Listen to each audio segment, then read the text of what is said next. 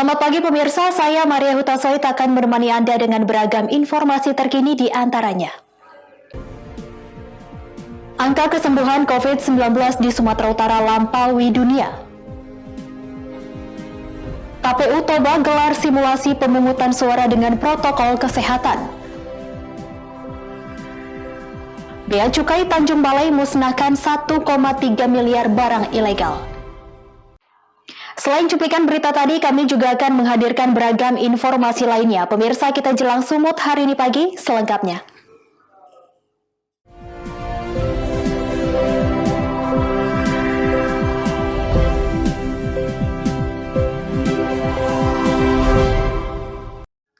Kita ke informasi pertama pemirsa, angka kesembuhan penderita COVID-19 di Sumatera Utara terus meningkat, bahkan melampaui rata-rata kesembuhan dunia. Begitupun warga tetap diimbau untuk tetap memperketat pelaksanaan protokol kesehatan guna menghindari lonjakan kasus baru.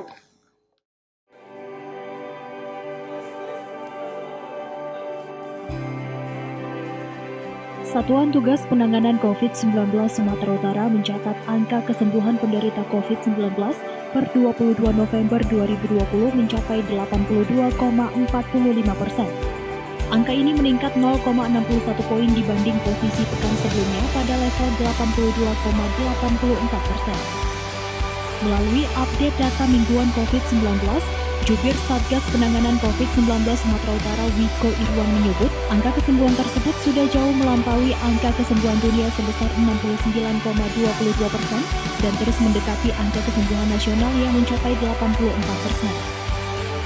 Tren yang baik dari perkembangan penanganan COVID-19 di Sumatera Utara tersebut harus diikuti oleh perilaku masyarakat untuk tetap menerapkan protokol kesehatan secara ketat. Satgas Penanganan COVID-19 terus mengingatkan masyarakat menerapkan protokol kesehatan dengan menjalankan 3M, yakni menggunakan masker, menjaga jarak, serta mencuci tangan dengan air dan sabun. Satgas juga meminta kepada kepala daerah di kabupaten kota untuk terus meningkatkan penerapan protokol kesehatan di wilayahnya masing-masing. Saat ini kita berada pada minggu keempat bulan November tahun 2020.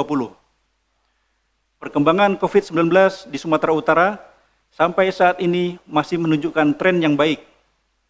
Hal ini berdasarkan pantauan data sebaran COVID-19 Sumatera Utara dalam 2 minggu terakhir. Angka penderita COVID positif yang baru selalu berkejaran dengan penderita COVID positif yang sembuh dengan rentang selisih yang relatif stabil. Angka kesembuhan Sumatera Utara tertanggal 22 November 2020 sebesar 82,45%, meningkat 0,61 poin dibandingkan minggu sebelumnya 81,84%. Angka kesembuhan ini terus mendekati angka kesembuhan COVID-19 tingkat nasional yang sebesar 84% dan jauh melampaui angka kesembuhan dunia sebesar 69,22% di hari yang sama. Angka kematian diperoleh sebesar 3,99% atau semakin menurun 0,05 poin dibandingkan minggu sebelumnya 4,04%. Adapun akumulasi kasus konfirmasi positif COVID-19 di Sumatera Utara hingga 23 November 2020 mencapai 14.988 penderita. Pasien sembuh sebanyak 12.369 orang dan meninggal dunia sebanyak 595 orang. Daniel Pekwali melaporkan untuk Evarina TV. Sementara itu pemirsa, 2 hari pasca banjir bandang yang melanda Kabupaten Langkat, Sumatera Utara, belum ada bantuan dan tindakan dari pemerintah setempat untuk membantu warga.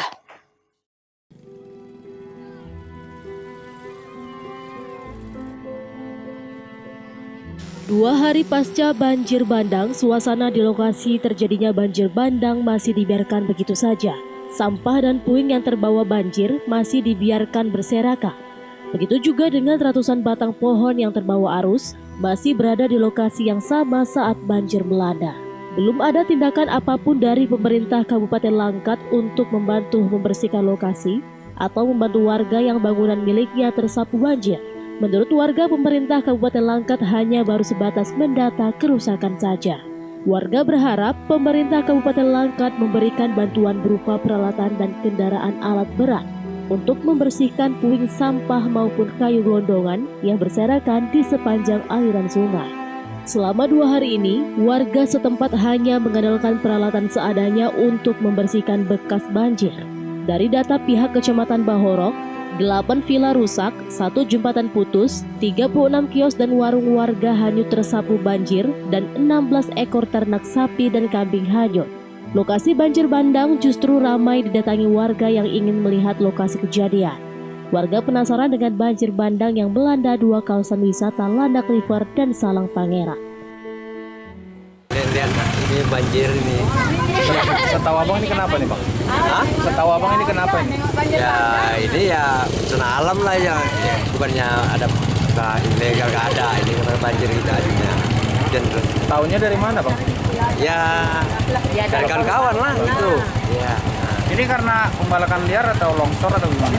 Enggak ada pembalakan ya, longsor gitu. Ini longsor ini loh. Ya longsor. Wahyu Pratama melaporkan untuk Eva Arena TV. Kita ke informasi lainnya, pemirsa. Warga Kampung Sejahtera Jalan Haji Zainul Arifin, Kelurahan Petisa Tengah, Medan Petisah, antusias mengikuti pelatihan dan simulasi tangga bencana yang dilakukan oleh Lembaga Kemanusiaan Sumatera Utara. Kegiatan ini sebagai bentuk pembelajaran dalam menghadapi bencana alam, baik kebakaran maupun banjir.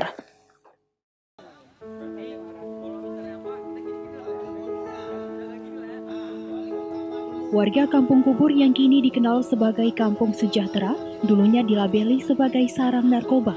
Alhasil pandangan miring itu seakan terus menempel dan sulit untuk dihilangkan. Menyiasati hal tersebut, beragam agenda positif pun dilakukan warga bersama lembaga kemanusiaan, salah satunya simulasi siap siaga tangguh dalam menghadapi bencana. Kampung tersebut merupakan kampung padat penduduk yang berada di tengah kota Medan dan telah berulang kali terjadi kebakaran serta rawan banjir luapan Sungai Deling. Acara yang digagas dari berbagai lembaga kemanusiaan, Dinas Pemadam Kebakaran Kota Medan dan Pewarta Foto Medan ini diikuti oleh sejumlah masyarakat Kampung Sejahtera dengan sangat antusias. Seluruh warga terlihat memperhatikan instruktur yang sedang memberikan materi dan bersemangat mengikuti simulasi penanggulangan kebakaran dan pertolongan pertama pada korban banjir. Kegiatan ini diharapkan dapat membantu dalam penanggulangan bencana.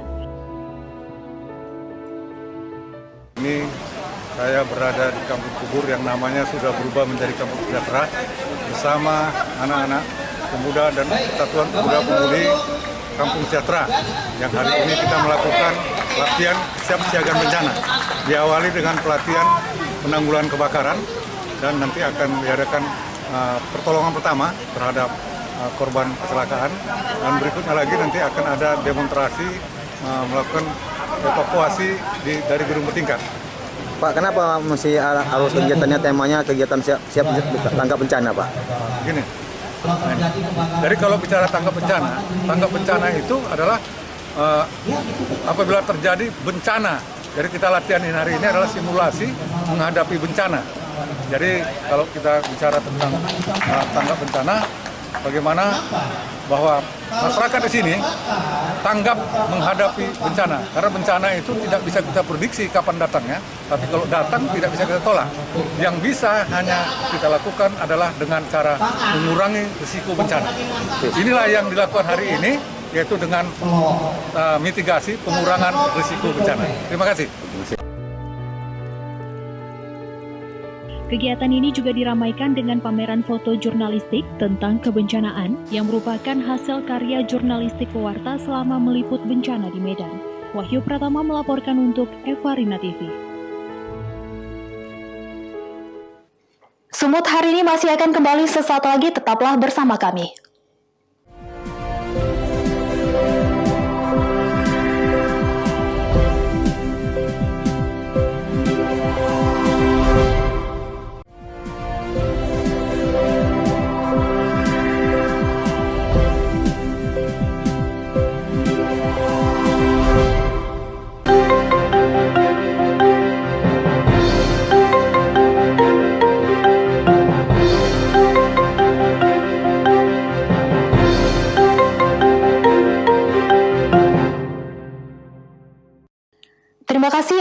masih bersama kami. Pemirsa, proses pemungutan suara pada Pilkada 9 Desember 2020 di Kabupaten Toba, Sumatera Utara tampak berbeda dari proses pemungutan suara pada umumnya.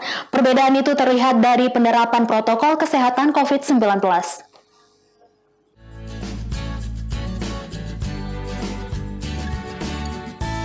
Proses pemungutan suara ini merupakan simulasi yang digelar oleh KPU Toba Samosir pada Sabtu 21 November 2020 di Desa Perparean 2, Kecamatan Porseat, TPS nomor 002.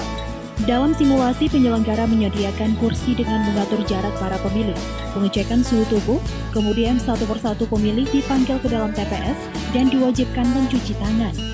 Penyelenggara juga memberikan sarung tangan plastik sekali pakai kepada para pemilih. Selanjutnya, pemilih menerima surat suara untuk dicoblos di bilik suara. Disediakan juga bilik khusus bagi pemilih yang suhu tubuhnya di atas 37,3 derajat. Pada pemilihan sebelumnya, kita biasa melaksanakan simulasi, pungut dan hitung. Dia hanya hal-hal yang biasa saja. Jadi ada dua hal yang sangat mendasar yang kita laksanakan sebagai tambahan dari yang biasa dilaksanakan pada saat simulasi pemungutan dan penghitungan suara. Apa itu? Kita memperhatikan protokol kesehatan. Jadi dalam protokol kesehatan itu jelas tadi kita laksanakan PKPU 6 tahun 2020, PKPU 10 tahun 2020, dan PKPU nomor 13 tahun 2020. Ada satu hal lagi yang sangat penting, yaitu Sirekap. Jadi kita mencoba melaksanakan aplikasi Sirekap pada pemilihan ini, walaupun hanya alat bantu, tapi jelas dia menjadi acuan bagi kita untuk mengetahui bagaimana sebenarnya hasil pada tingkat KPPS pada pemilihan atau pilkada tahun 2020. Simulasi pemungutan dilakukan dari pukul 7 pagi hingga pukul 1 siang. Sementara penghitungan suara dilakukan dari pukul 1 hingga selesai. Alex Zetrus Yagiat melaporkan untuk Evarina TV. Selain itu, pemirsa, Komisi Pemilihan Umum Kabupaten Samosir, Sumatera Utara menggelar simulasi pemungutan suara dan penghitungan suara pemilihan Bupati dan Wakil Bupati Samosir tahun 2020. Simulasi dilaksanakan di Tanah Lapang, lokasi TPS 1 Pasar Pangururan, Kecamatan Pangururan, Kabupaten Samosir, Sabtu kemarin.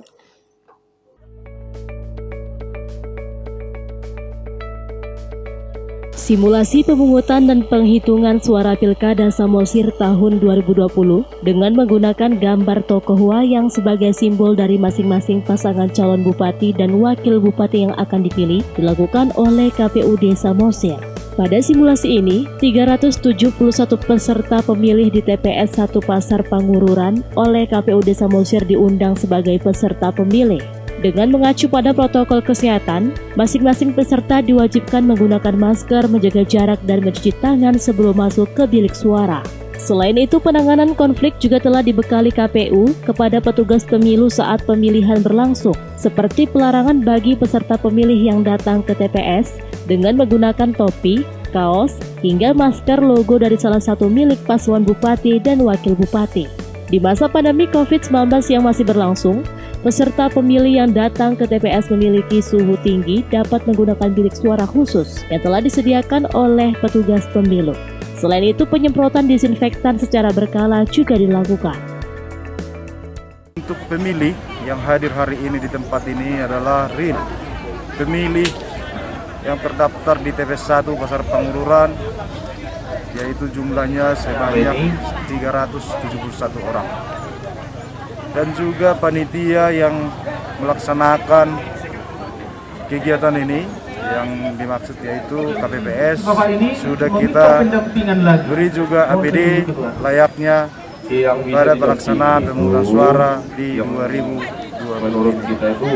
Di samping itu ada hal baru yang sesuai protokol kesehatan bahwa bila pemilih diukur suhu tubuhnya di 37,3 atau di atas 37,3, maka yang bersangkutan akan menggunakan hak pilih di bilik khusus yang nantinya sudah kita sediakan di tempat yang sudah disesuaikan. Menuju suksesnya pelaksanaan pemilihan kepala daerah Bupati dan Wakil Bupati Samosir 9 Desember mendatang, melalui Sekda Kabupaten Samosir mengatakan, pemerintah daerah akan membantu penyelenggara pemilu terkait pembiayaan pelaksanaan rapid test kepada 4.000 petugas KPPS. Saya juga menyampaikan tadi bahwa Pemkab Samosir tentu punya tanggung jawab dan siap untuk membantu memfasilitasi ya bila mana ada hal-hal yang mereka butuhkan, ada persoalan mereka yang dihadapi oleh penyelenggara. Jadi umpamanya hari ini mungkin terakhir dilakukan rapid test terhadap 4.000 ya kepada ad hoc ini 4.000 orang. Nanti tentu akan kita lihat biaya ya untuk ini ya tentu kita akan fasilitasi bila mana biaya tersebut tidak diperhitungkan sebelumnya oleh penyelenggara dalam rapid test tersebut, karena ini memang kita sungguh sadar bahwa ini kita menyelenggarakan pemilu kada serentak ini dalam kondisi pandemi COVID-19 ini. Simulasi yang digelar selain dihadiri Sekda Kabupaten Samosir, juga dihadiri Wakil Ketua DPRD Samosir, serta Karendal Ops Respolres Samosir. Junjungan Marpaung melaporkan untuk Eva Rena TV. Pemirsa, demi meningkatkan perekonomian masyarakat di tingkat desa, kaum ibu di Nagori Perlanaan dan Sidotani, Kecamatan Bandar Simalungun, Sumatera Utara, siap memenangkan pasangan calon bupati dan wakil bupati nomor urut 4.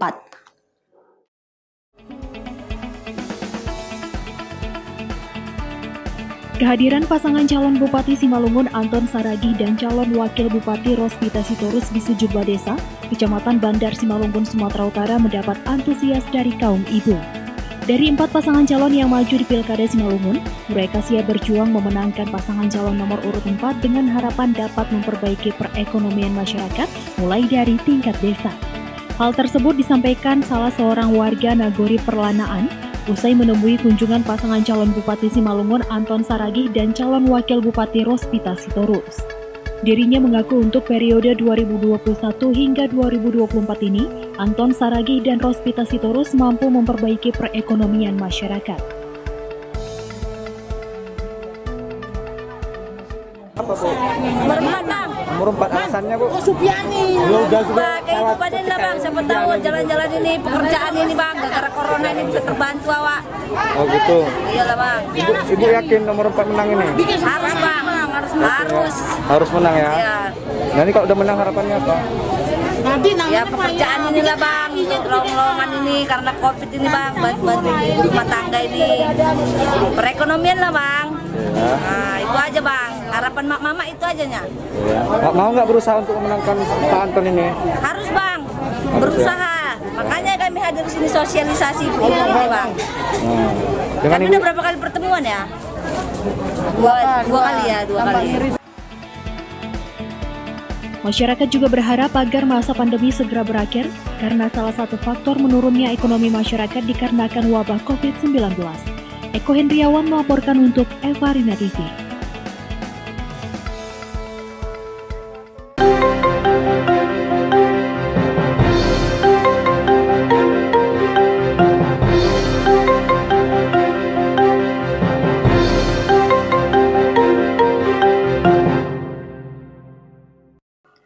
Sumut hari ini masih akan kembali sesaat lagi, tetaplah bersama kami.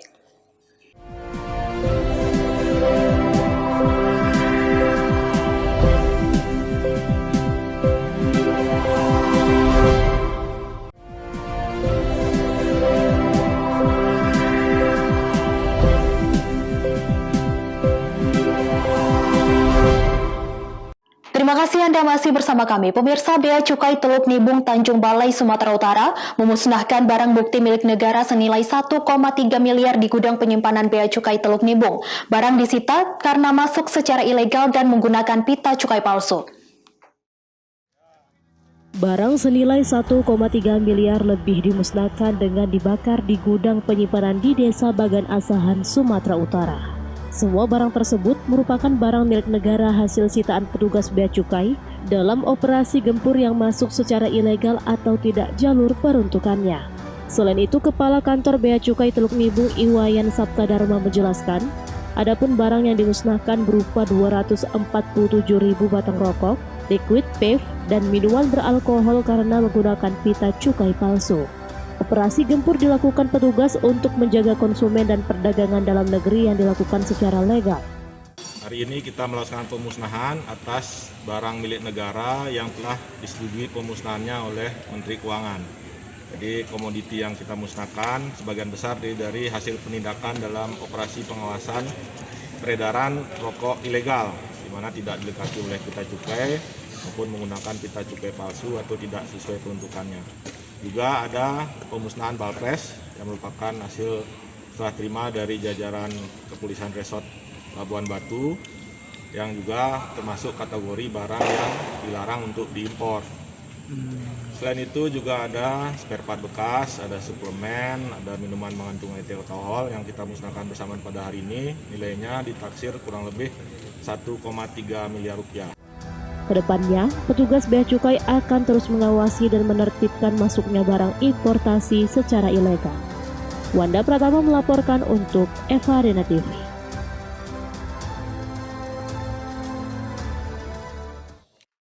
Pemirsa, sempat terhambat akibat pandemi COVID-19, Puskesmas Pemancungan di Kecamatan Padang Selatan mulai memeriksakan kesehatan kepada siswa sekolah. Tidak hanya pemeriksaan kesehatan, petugas Puskesmas juga memberi edukasi dan penyuluhan terhadap anak yang memiliki gangguan kesehatan. Untuk pertama kalinya sejak pandemi COVID-19, Puskesmas Pemancungan Kecamatan Padang Selatan, Kota Padang memulai kembali kegiatan pemeriksaan kesehatan secara berkala terhadap murid baru. Jika biasanya pemeriksaan dilakukan di sekolah, namun karena pandemi, kegiatan pemeriksaan dilakukan dengan mendatangi langsung tempat kegiatan masyarakat seperti Pusat Informasi dan Konseling Remaja di Bukit Gado-Gado. Usai memberi edukasi kesehatan terhadap remaja pada Minggu 22 November 2020, pelayanan keperawatan Puskesmas Pemancungan Sofiani menjelaskan, selain pemeriksaan kesehatan, Puskesmas Pemancungan juga memberikan penyuluhan dan edukasi terhadap remaja tentang sistem reproduksi. Jadi tadi kami sudah melakukan screening murid baru dan screening berkala, yaitu pemeriksaan fisik secara head to toe. Nah, dan kemudian kami, jika kami menemukan masalah pada anak, ya kami temukan status gizinya yang kurang, lalu kami langsung memberikan penyuluhan pada masing-masing anak. Tidak hanya program pemeriksaan kesehatan, Puskesmas Pemancungan juga berencana memberi penyuluhan kesehatan kepada remaja di Bukit Gado-Gado agar bisa merangkul teman-teman sebaya mereka untuk mau melakukan konseling remaja. Dari Kota Padang, Sumatera Barat, Melani Friati, Kantor Berita Antara, mewartakan. Pemirsa, demikianlah rangkuman informasi dalam Sumut hari ini pagi. Saya Maria Hutasoid mewakili kerabat kerja yang bertugas pamit undur diri. Terima kasih atas kebersamaan Anda dan sampai jumpa.